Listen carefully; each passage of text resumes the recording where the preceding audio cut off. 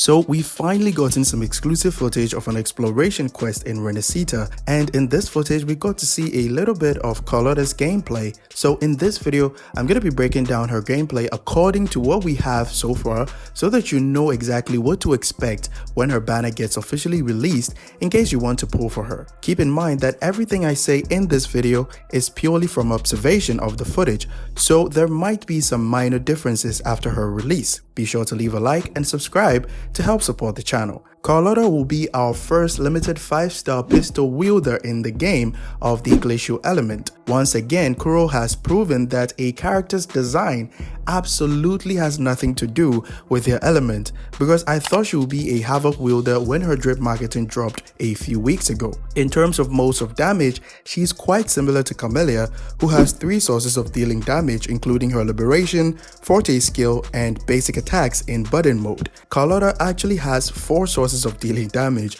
including an enhanced Forte skill, her actual Forte ability that she can use only when she has full Forte stacks, her Liberation, and her 4 basic attacks after using her Liberation. When Carlotta attacks the enemy with her basic attacks, she builds some kind of stacks shown right here on top of her Forte bar.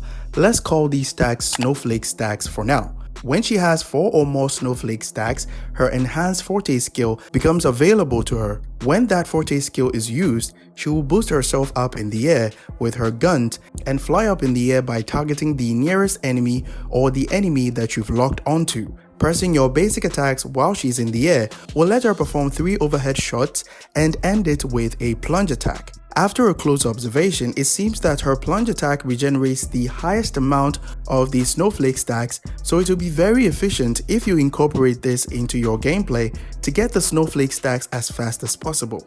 I'll show you guys how to do that once I've had enough time to test her after I pull her on my account. Using her enhanced Forte skill is also one of the most efficient way to regenerate high amounts of Forte stacks. As you can see right here in this clip, the last hit of the overhead shot regenerates more Forte stacks than her basic attacks. Keep in mind that her enhanced Forte skill has 13 seconds cooldown, so even if you gain 4 snowflake stacks again after using her Forte skill, she will not be able to use another one because of the skill cooldown. The button assigned to use her Forte ability when she has full Forte stacks appear to be the left mouse button, but whether you can use it just by pressing your basic attack or using a heavy attack is hard to tell, but my guess is that it will definitely be her heavy attack. She also has this super broken ability to freeze enemies with her 4th and 5th basic attacks. It's still not clear whether this ability can freeze Overlord and Calamity enemies aside from smaller enemies, but if it does, it will be one hell of a broken ability for her to have. Now let's analyze her Resonance Liberation. Using it will put Carlotta in a different mode. Let's call this mode Carlotta Cannon Mode. Why Cannon Mode? Well, this state grants her the ability to use 4 shots that resembles firing a cannon. In this state, her Forte gauge will change and each shot fired will regenerate 1 Forte stack. Getting all of the 4 Forte stacks filled up will give her a new nuke type ultimate ability, which she can activate from a follow-up basic attack or the button assigned to your Resonance Liberation to deal massive damage. And that pretty much sums up her combat ability. I'll provide you guys with an advanced combat mechanics when she gets officially released.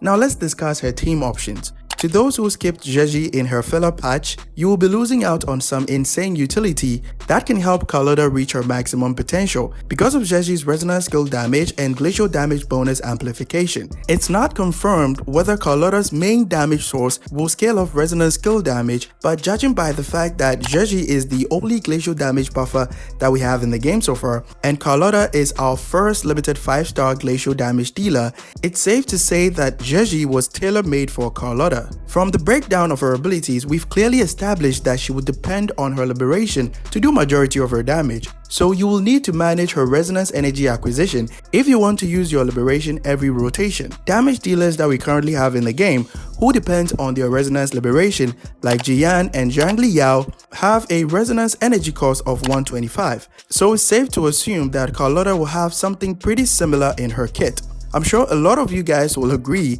that damage dealers who rely on their Liberation to do majority of their damage have a rather strict rotation, because if you fail to do damage while their Liberation mode is active, you will not recover a decent amount of resonance energy for your next rotation. Zheji can help get rid of this problem because of her inherent passive that grants 15 resonance energy to the incoming character when she uses an outro skill, further proving my theory that Zheji was tailor-made for Carlotta.